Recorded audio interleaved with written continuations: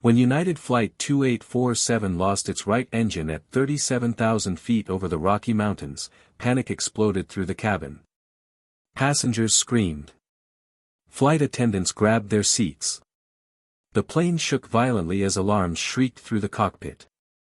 But in seat 12F, an 11-year-old girl sat perfectly still, eyes closed, listening.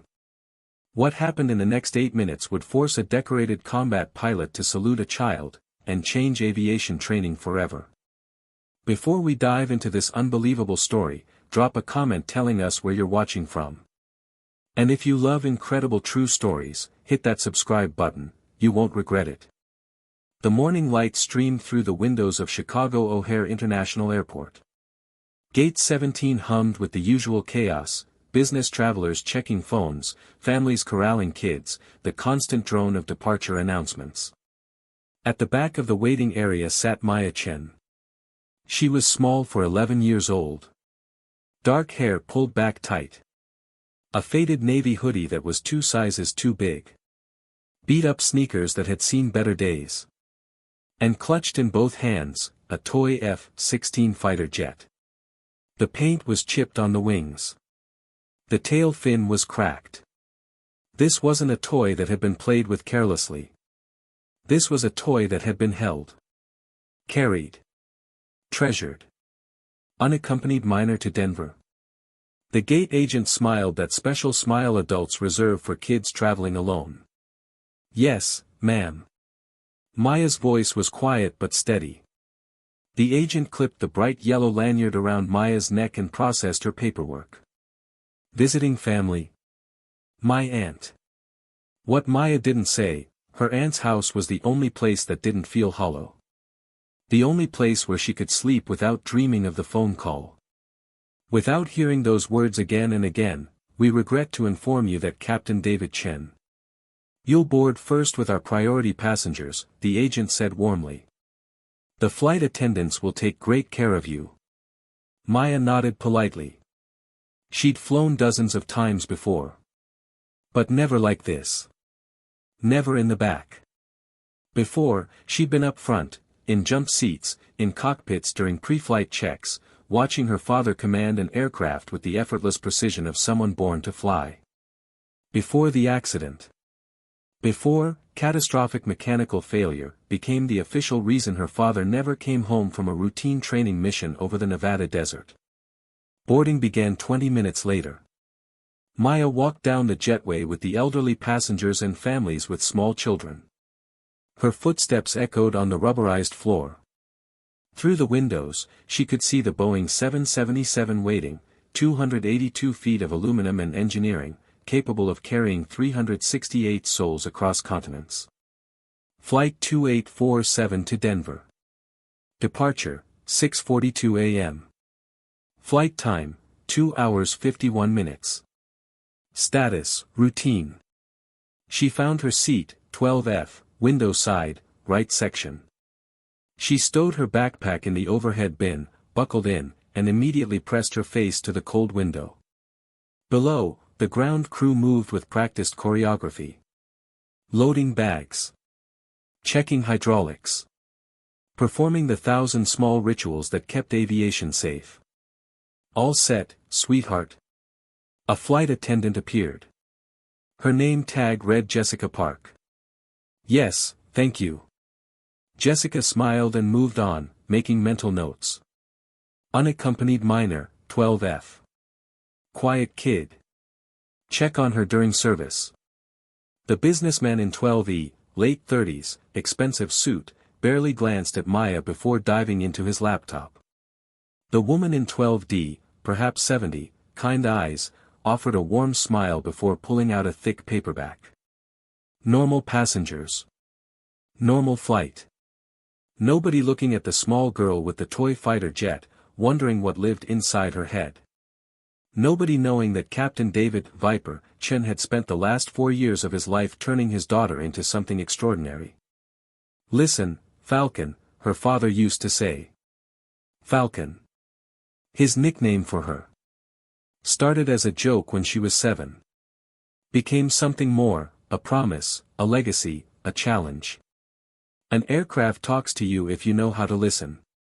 Most pilots rely on instruments. Good pilots trust their instruments. But exceptional pilots, they hear the machine breathing. They feel it in their bones before the computers even register a problem. He'd made her close her eyes in flight simulators and identify malfunctions by sound alone. Compressor stalls. Hydraulic failures. Bearing wear in turbines. Fuel flow irregularities. He drilled emergency procedures into her young mind like multiplication tables. Made her recite them until they were muscle memory. "Why do I need to know this, Dad?" she'd asked once, frustrated after the 20th repetition of an emergency descent protocol. "I'm just a kid. I won't fly jets for years." He'd knelt down. Hands on her shoulders. Eyes serious. "Knowledge is never wasted, Falcon. And courage doesn't require age, just preparation. Someday, somewhere, you might see something or hear something that matters. When that moment comes, you need to be ready. Even if you're scared. Even if nobody believes you. Can you promise me that?" She'd promised. 6 weeks later, he was gone. They gave her a folded flag and thanked her for her father's service. But nobody gave her back the man who called her his little co-pilot and promised to teach her aerobatics someday. The engines spooled up with their characteristic deep rumble, the Rolls-Royce Trent 800 turbofans that powered the 777. To most passengers, it was just noise. Background hum, like air conditioning. Maya closed her eyes and listened. Left engine, smooth. Balanced. Healthy frequency. Right engine, equally smooth. Perfect harmonic resonance. The aircraft rolled back from the gate. Taxied toward runway 28R. The captain's voice came through the speakers, standard announcements about weather, flight time, cruising altitude. Then they were accelerating. 60 knots. 80. 100. 140. The nose lifted. The mains followed. And they were airborne. Chicago fell away below as they climbed through 5,000 feet. 10,000, 20,000. At 35,000 feet, the seatbelt sign dinged off. "Ladies and gentlemen, the captain has turned off the seatbelt sign. You're now free to move about the cabin." Beverage service began. The businessman ordered coffee. The elderly woman dozed. A child somewhere behind Maya laughed at a cartoon on a tablet. For 53 minutes, everything was perfect. Then at 7:35 a.m. Mountain Time, the sound changed. It was subtle at first. So subtle that nobody else noticed over the ambient cabin noise. But Maya's head snapped up like prey hearing a predator. Whump, whump. A rhythmic wobble in the right engine tone. Barely perceptible. But growing. Maya's stomach clenched with instant recognition. She'd heard this exact sound 2 years ago. Her father had played it for her in a training recording. Had made her listen to it a dozen times until she could identify it in her sleep. "That's a compressor stall beginning to cascade," he'd explained, hand on her shoulder. "One turbine blade fails. Creates a pressure wave. Causes the next blade to fail. Chain reaction. It's rare, but it's catastrophic. You've got maybe 60 to 90 seconds before total engine destruction." Whump, whump, whump. Louder now. More insistent. Maya looked at the businessman. He was typing, oblivious. She looked at the sleeping woman. Still dozing. Nobody else heard it. The wobble became a vibration. The vibration became violent shaking. Then the world exploded. The aircraft lurched hard right, throwing passengers against their seatbelts. Overhead bins rattled. A carry-on bag broke free and slammed into the aisle. Drinks flew from tray tables, coffee, juice, soda spraying across passengers and seats. The scream of alarms pierced the cabin. Not the gentle chime of a seatbelt reminder.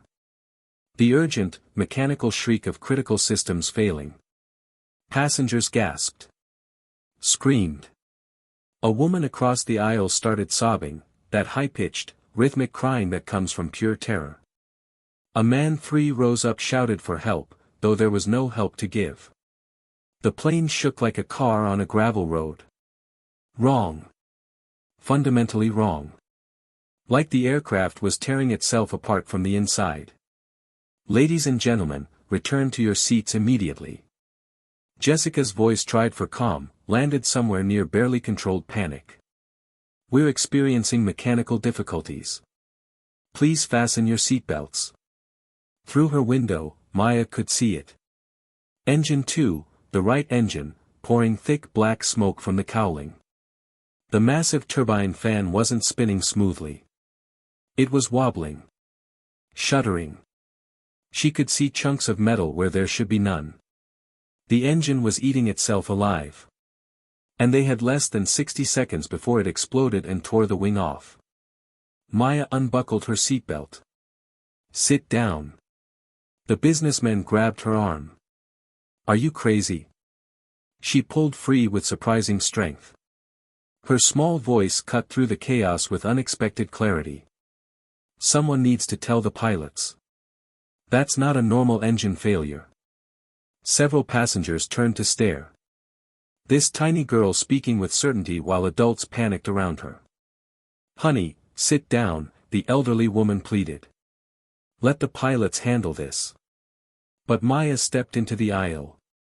Jessica stumbled toward her jump seat, grabbing seatbacks for balance. In her panic, she fumbled the intercom handset. It slipped from her fingers and dangled by its coiled cord. She didn't realize the channel was still open. Still broadcasting to the cockpit. Maya's voice rang out clearly. The engine sound isn't normal. It's compressor stall cascade. The turbine blades are failing in sequence. You have less than 60 seconds before catastrophic explosion. In the cockpit, Captain Sarah Martinez froze mid-reach for a switch. Through the open intercom, she'd heard that small, clear voice cutting through the pandemonium. A child's voice. Speaking advanced aviation terminology. With perfect pronunciation. An apparent complete understanding. Who said that? She demanded into her mic, flight attendants, who is speaking? 18,000 flight hours. 28 years of flying. Martinez had handled engine failures before. But nothing in her training had prepared her for this combination of cascading malfunctions. Or for a passenger diagnosing the problem from the cabin. Engine 2 is overtemping. First Officer James Park shouted over the cacophony of alarms. I'm getting conflicting readings, the computer can't stabilize it. Reduce throttle on 2, Martinez commanded, fighting the controls as the aircraft tried to roll right. I already did. Park's voice was tight. It's not responding. The problem, though neither pilot knew it yet, was that the compressor stall had created a pressure wave interfering with the digital engine control system. The computer was trying to compensate for what it thought was power loss when it actually needed to kill power immediately. They were following procedure. Doing exactly what the manual said. But the manual was written for normal failures. This wasn't normal.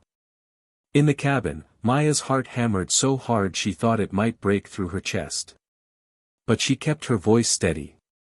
Captain, it's not a normal failure pattern. The pressure wave is interfering with your throttle response. You need full manual override. Reduce engine 2 to flight idle immediately. Not gradually. Completely. Right now. Martinez and Park exchanged shocked glances. Compressor stall cascade. Pressure wave interference. Manual override. That was Air Force combat pilot language. Fighter jock terminology. Not something a random passenger should know, let alone diagnose by sound alone during a crisis. Who are you? Martinez's voice boomed through the speakers, desperate and demanding. Identify yourself. Now.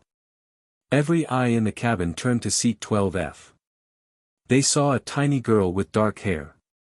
A child in an oversized hoodie holding a beat-up toy jet. 11 years old. 4'9". Impossibly small. Impossibly unlikely to be the voice speaking to their pilots about cascade failures and manual overrides. Maya swallowed hard. She thought of her father. His hand on her shoulder in that simulator. His voice saying, "Someday you might need this, Falcon. When that moment comes, be ready." She thought of the call sign he'd given her. The name that started as a joke but became a promise. The captain's voice came again, tight with urgency. "Identify yourself. State your name and..." He paused. Every pilot in the world would understand the calculation happening in his mind. The impossible question he was about to ask. "State your call sign if you have one." The cabin held its breath. A call sign. The pilot was asking if this person speaking had a military call sign. Maya lifted her chin the way her father taught her. When giving reports. When standing before superior officers. When representing herself with honor. Her small voice carried clearly through the open intercom. "Call sign Falcon, sir. Daughter of Captain David Chen, United States Air Force, F-16 pilot, call sign Viper. He died 18 months ago in a training accident." She paused, then continued with perfect military precision. "Sir, you have compressor stall cascade in engine 2. If you maintain current throttle, the engine will explode in approximately 40 seconds. Manual override. Full idle. Now." The silence that followed was absolute. Even the aircraft's violent shaking seemed to pause, as if physics itself needed a moment to process what just happened. An 11-year-old girl. With a military call sign. Diagnosing catastrophic engine failure. Giving emergency instructions to the pilots. In the cockpit, Martinez felt her blood run hot and cold simultaneously. She'd spent 12 years flying F-18s for the Navy before transitioning to commercial aviation. She knew what a call sign meant. The weight it carried. The tradition it represented. Call signs weren't given lightly. Weren't used casually. And civilians, especially children, never had them. "Falcon," she said carefully, hands still fighting the controls. "How old are you?" 11 years old, sir." "Jesus Christ," Park whispered. Martinez made a split-second decision. The kind that separated exceptional pilots from everyone else. She chose to trust the voice. "Falcon, I copy your assessment. Reducing throttle on engine 2 to flight idle. Full manual override." She pushed the throttle lever all the way to its lowest position, physically overriding the automated systems. The aircraft shuddered violently. Yawed hard right. For 3 terrifying seconds, everyone thought they were going to flip inverted and spiral into an unrecoverable dive. Then, gradually, the violent shaking began to subside. The metallic screaming from engine 2 dropped in pitch. The wobble slowed. Stabilized. Stopped. The cascade halted. Engine 2 spooled down into a controlled shutdown instead of a catastrophic explosion. It worked. Park stared at his instruments in disbelief. "Engine 2 is shutting down clean. No fire. No explosion." He turned to Martinez, eyes wide. "Captain, that kid just saved our lives." But Martinez wasn't celebrating. Her instruments showed cascading secondary failures. Hydraulic pressure dropping in System B. Flight control surfaces responding sluggishly. Electrical buses flickering. They'd stopped the immediate crisis, but the aircraft was wounded. "Falcon," she said into the intercom, voice remarkably steady. "Engine 2 is shut down clean. You were right about the cascade. But we have hydraulic failures. Flight controls are severely degraded. I need to start emergency descent, but the aircraft isn't responding normally. She paused. An airline captain with 18,000 hours was about to ask an 11-year-old girl for guidance. What do I do? In the cabin, passengers stared at Maya with expressions ranging from shock to terror to desperate hope. The businessman who told her to sit down now watched her like she was their only lifeline. The elderly woman clutched her rosary, lips moving in silent prayer.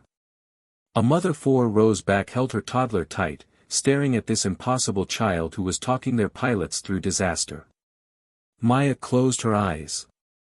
Heard her father's voice clearly, like he was standing right beside her. Multiple system failures after engine shutdown means the cascade damaged hydraulic lines in the wing structure, Falcon. The aircraft will have asymmetric control response. It'll want to roll into the dead engine. Your descent has to be shallow and controlled. Think of it like flying with a broken wing, you can't force it. You have to be gentle. You have to dance with it. She opened her eyes. Sir, don't try a standard descent. Your hydraulic failures mean you don't have symmetric control. If you try normal descent angle, the aircraft will roll right and you won't recover. Then what do I do? No shame in Martinez's voice. No ego. Just a pilot trying to save her aircraft. Start descent at half normal rate. 2,000 feet per minute, maximum. Use trim tabs only, don't fight it with the yoke.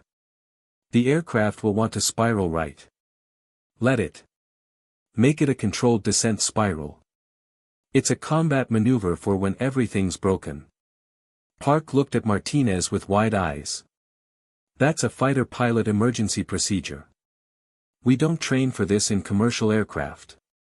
We're training for it now, Martinez said grimly. She began the maneuver. Carefully. Hands light on the controls. Using trim tabs instead of direct pressure. Letting the aircraft's damaged aerodynamics become part of the solution instead of fighting them. The 777 began a slow spiraling descent, losing altitude in a controlled right-hand turn. It worked. Altitude 30,000, Park called. Descent rate 2,000 feet per minute. We're holding together. The cabin remained eerily silent. Passengers watched Maya like she was some kind of oracle. Some recorded on phones. Others cried quietly. Many simply stared, trying to comprehend how an 11-year-old was coordinating their emergency descent. Falcon, Martinez said. I need to deploy flaps for landing. With hydraulic failures, I'm concerned they'll deploy asymmetrically. If one side goes down faster, we'll roll and crash. Assessment. Sir, without hydraulics, flap motors don't have even pressure. They deploy slower and unevenly. Don't put them down all at once. Deploy in stages. 5 degrees, wait 30 seconds. 5 more degrees, wait 30 seconds. Watch your roll. If roll increases, stop immediately. You might not get full flaps, but partial is better than inverted. Martinez followed her instructions exactly. 5 degrees. Held her breath. Watched the roll indicator. The aircraft shuddered slightly but stayed level. 30 seconds. 5 more degrees. Another shudder. Slight roll tendency that she corrected with gentle trim. She managed 15 degrees of flaps. Not ideal. Not what the manual called for. But enough. Altitude 20,000. Flaps 15. We're stable. The controlled spiral continued. Slowly turning right while losing altitude. An unconventional ballet of physics and desperation. Through windows, passengers could see the Rocky Mountains below. Denver in the distance. That patchwork of civilization that seemed impossibly far away. Altitude 15,000.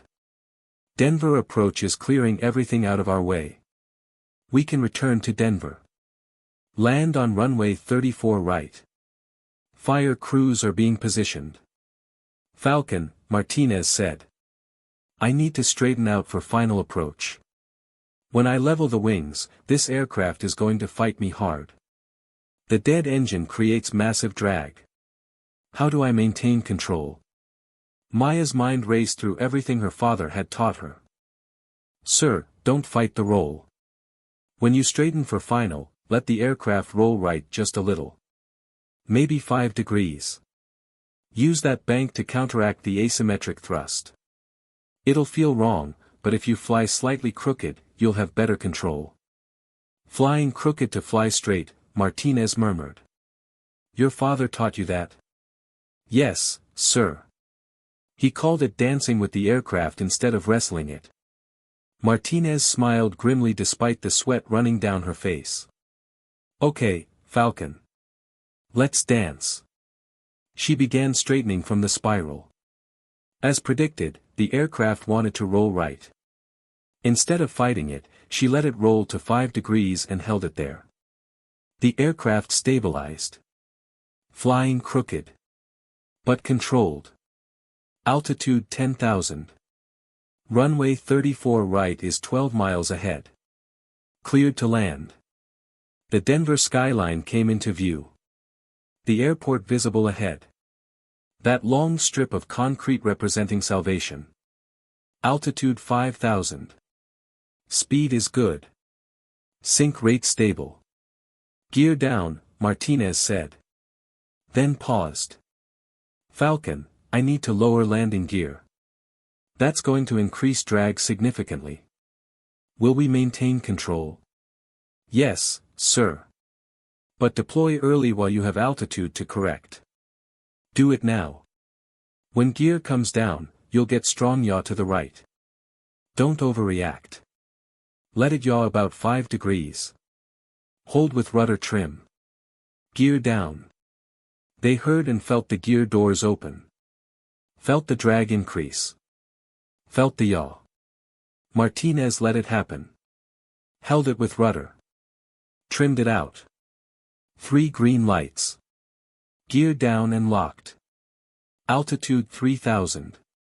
Final approach course captured. We're lined up. Passengers could see the ground getting closer now. Fire trucks lining the runway like red sentinels. Emergency vehicles with lights flashing. Some passengers prayed. Others cried. Many held hands with strangers. Jessica reached Maya's seat. Sweetie, you need to buckle up now.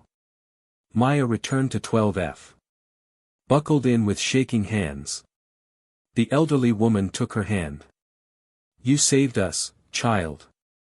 I don't know how, but you saved us. The businessman looked at her with tears streaming down his face. You're the bravest person I've ever met. Altitude 2000. Runway in sight.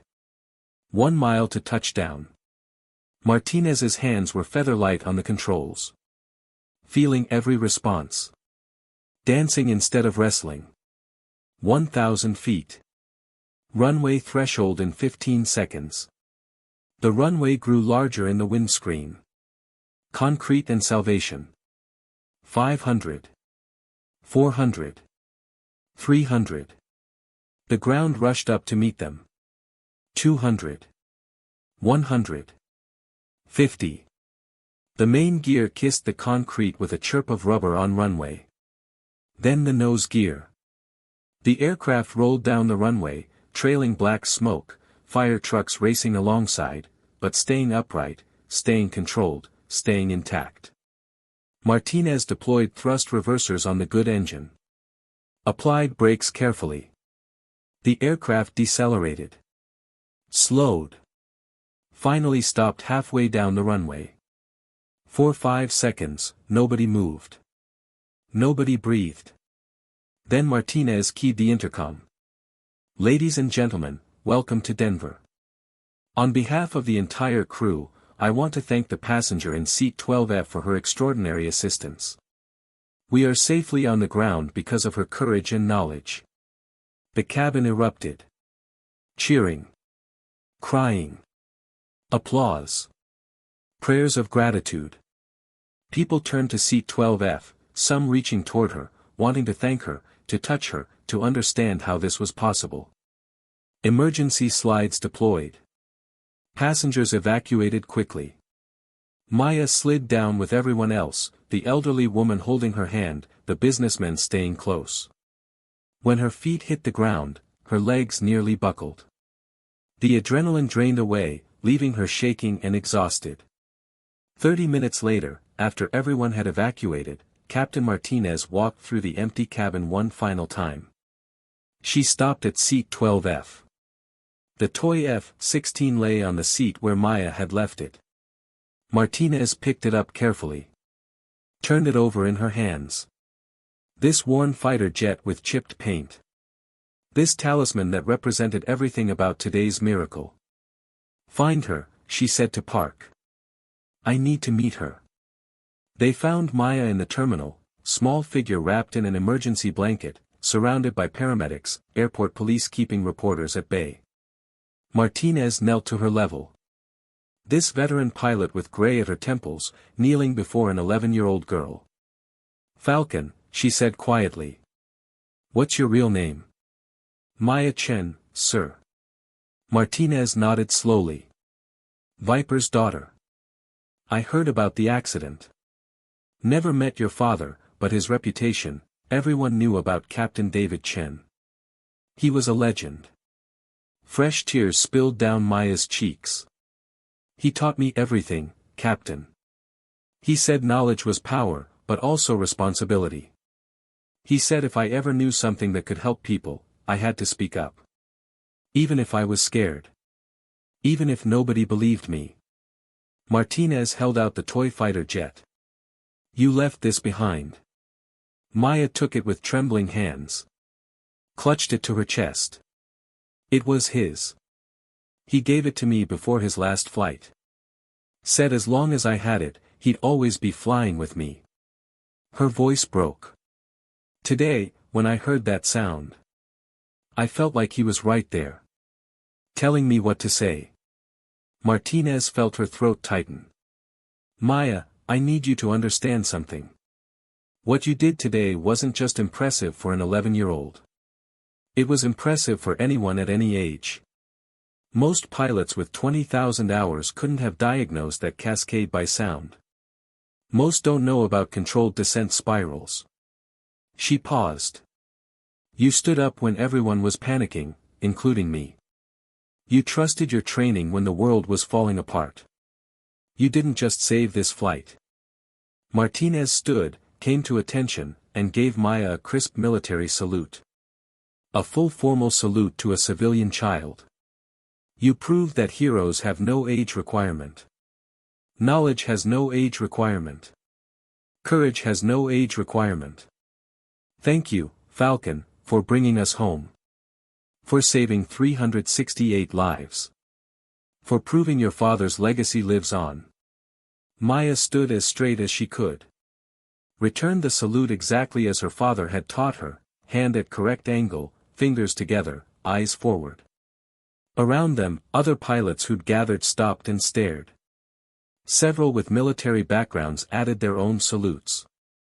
Honoring this impossible child who'd done the impossible. The FAA investigation took 4 months. The findings were unequivocal.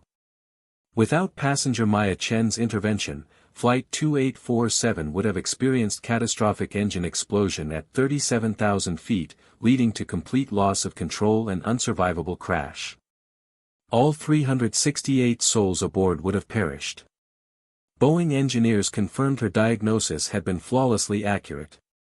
The controlled descent spiral and asymmetric landing configuration she recommended were textbook, fighter pilot textbook, not commercial aviation textbook. The airline offered Maya free flights for life. Boeing invited her to tour their facilities and meet their engineers. The Air Force requested permission to include her story in training materials. But Maya didn't care about any of that. She cared about one thing. She'd kept her promise to her father. She'd spoken up when it mattered. She'd used the knowledge he'd given her to help people who needed it. She'd proven his death hadn't been meaningless. 6 months later, Captain Martinez invited Maya to visit the airline's training center. Showed her the full-motion 777 simulator. Let her sit in the captain's seat. You know what's interesting? Martinez said as Maya sat there, feet dangling above the rudder pedals. We're changing our training because of you. What do you mean? We're adding modules on compressor cascade failures. Teaching pilots about controlled descent spirals.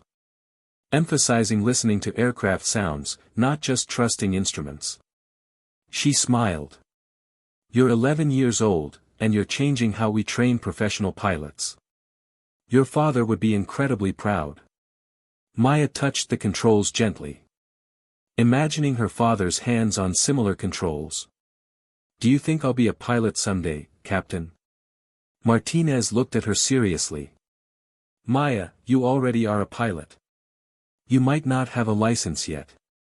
But you have something more important, the mindset, the knowledge, and the courage. She paused. When you're old enough, I hope you'll consider it. The world needs more pilots like you.